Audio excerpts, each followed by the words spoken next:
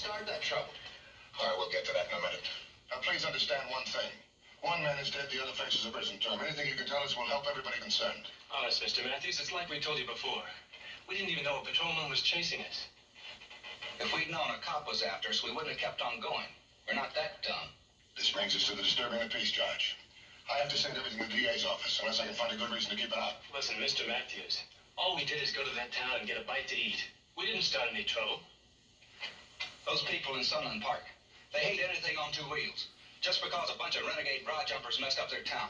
All right, the messing up cost $10,000, $12,000 in personal property damage. Plus the fact 8 or 9 people were seriously injured. Mrs. Sills was very seriously injured. Okay, so they got a right to be bitter. But why take it out on us? All we did is stop at that cafe for breakfast. The next thing we knew, that little guy was kicking us out, calling us bums, and shoving a gun into my stomach.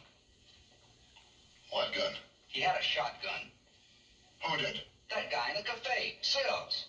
Well, let me get this straight. He threatened you with a gun? He sure did. Well, a guy pokes a gun in your stomach, you get sore.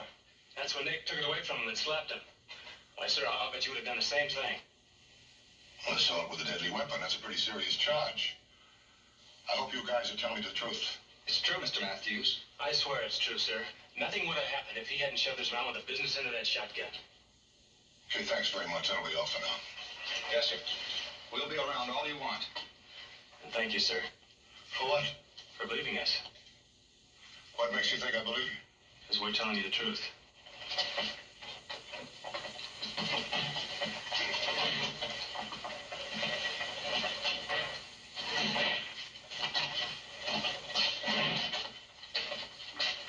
Did you get all of that? Every word.